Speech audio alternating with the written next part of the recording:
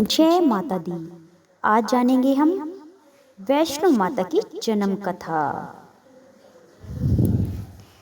इस सृष्टि की महाशक्ति की जन्म कथा। यह महालक्ष्मी, महासरस्वती, महाकाली का रूप कहलाई थी।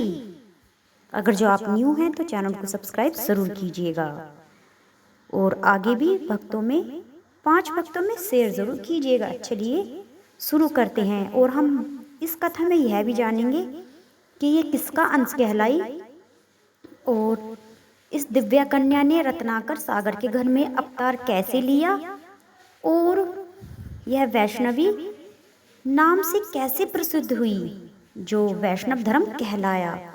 सभी इसी जन्म कथा में हम जानने वाले हैं, तो जल्दी से आप चैनल को सब्सक्राइब जरूर कर लीजिएगा भक्तों। वैष्णो माता की जन्म कथा। देश में विपरीत परिस्थितियां होने पर समय समय पर महाशक्ति ने विभिन्न रूप धारण कर दुष्टों का नाश व भक्तों की रक्षा की है। देवताओं के एकत्रित समूह से उत्पन्न महाशक्ति ने कालांतर में महाकाली, महालक्ष्मी एवं महासरस्वती के रूप धारण किया। यह तीनों रूप ही राज्यतम सात्विक गुणों के प्रतीक हैं। त्रेता युग में जब पृथ्वी पर रावण, कुंभकर्ण, खरदूषण, ताड़का आदि राक्षसों ने अत्यधिक अत्याचार किए थे, भक्तों भगवती जी की समस्त शक्तियों ने एकत्रित होकर धर्म और साधु की रक्षा के लिए अपने सम्मिलित तेज समूह से एक दिव्य शक्ति को जन्म देने का निश्चय किया था। फलस्वरूप एक सुंदर कन्या, दिव्य कन्या उसी समय प्रकट हुई। उस कन्या ने महाशक्तियों से पूछा, आपने मुझे क्यों उत्पन्न किया है?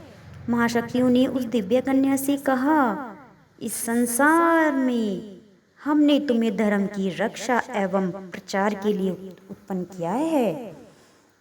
अब तुम दक्षिण भारत में जाकर रत्नाकर सागर के घर में पुत्री बनकर जन्म लो। वहां तुम भगवान विष्णु के अंश से पैदा होगी। उसके बाद तुम आत्म प्रेरणा से धर्म रहित में सब कार्य करोगी। महादेव की इच्छा अनुसार दिव्य कन्या ने रत्नाकर सागर के घर में जन्म लिया। कन्या का नाम त्रिकुटा रखा गया। बाद में यही कन्या भगवान विष्णु के अंश से पैदा होने के कारण वैष्णवी नाम से प्रसिद्ध हुई। जिस प्रकार धर्म का प्रचार कन्या ने किया, यह वैष्णव धर्म कहलाया। थोड़े समय में ही देवी त्रिकुटा ने अपनी दिव्य शक्तियों से ऋषियों, मुनियों और देवताओं को भी आकर्षित कर लिया। प्रसिद्धि फैलती गई। दूर दूर से लोग कन्या के दर्शन के लिए आने लगे। कुछ समय बाद त्रिकुटा ने अपने पिता से आज्ञा लेकर समुद्र के तट पर तप करना आरंभ कर दिया। वहीं भगवान रामचंद्र जी ध्यान में लीन होकर उनके आगमन की प्रतीक्षा करने लगी। रावण द्वारा सीता जी का हरण किए जाने पर श्री राम वानर सेना सहित जब लंका जाने के लिए समुद्र के तट पर पहुंचे, तब उन्होंने वहां समाधि में बैठे उस दिव्य कन्या को देखा। कितना तेज था उस कन्या।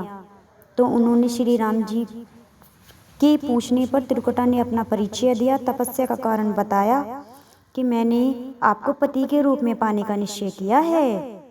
यह सुनकर राम जी ने उत्तर दिया कि हे सुंदरी, मैंने इस अवतार में एक पत्नी व्रती होने का संकल्प लिया है, किंतु तुम्हारे तप का फल तुम्हें अवश्य मिलेगा, अवश्य प्राप्त होगा। इसलिए मैं किसी दिन तुम्हारे पास वेश बदल कर अवश्य आऊंगा। उस समय यदि तुमने मुझे पहचान लिया तो मैं तुम्हें ग्रहण कर लूंगा। कहते हैं कि लंका से अयोध्या लौटते समय भगवान एक वृद्ध साधु का रूप धारण कर कन्या के पास गए, किंतु वह उन्हें पहचान ना सकी। भगवान ने कन्या को यह आश्वासन दिया कि कलयुग में कल के अवतार में तुम मेरी सहचरी बनोगी। उस समय तक तुम उत्तर भारत के माणिक पर्वत पर 3 शिखरों वाले त्रिकुट पर्वत की सुरम्य गुफा में, जहाँ 3 महाशक्तियों का निवास है, तपस्या में मग्न रहो। वहां पर तुम अमर हो जाओगी। लांगुर वीर तुम्हारे प्रहरी हो रहेंगे। समस्त भूमंडल पर तुम्हारी महिमा फैलेगी और तुम वैष्णव देवी के नाम से प्रसिद्ध हो जाओगी। ऐसा विश्वास किया जाता है कि तभी से रत्नाकर सागर की कुमारी कन्या वैष्णवी, जो देवियों के पुण्य आशीर्वाद से प्राप्त हुई थी, त्रेता युग से ही सुंदर गुफा में विराजमान है।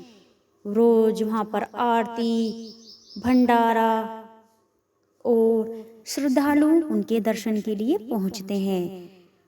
और ऐसा माना जाता है, जो भी भक्त उनसे अपनी मनोकामना मांगते हैं, जो भी उनके समक्ष कुछ भी पाना चाहते हैं वो जल्द से जल्द पूरा हो जाता है, और जिसके विषय में प्राचीन कथाओं से आधार लिया जा सकता है। युग बदलते रहे, माता अपनी लीला समय समय पर करती रही, ना जाने कितनी ही अन्य कथाओं का जन्म हुआ माता वैष्णवी जी के द्वारा। और इसके आगे भी माता वैष्णो देवी की कहानी आप सुनना चाहते हैं तो चैनल को सब्सक्राइब जरूर कीजिएगा। माता वैष्णो देवी जी की कहानी।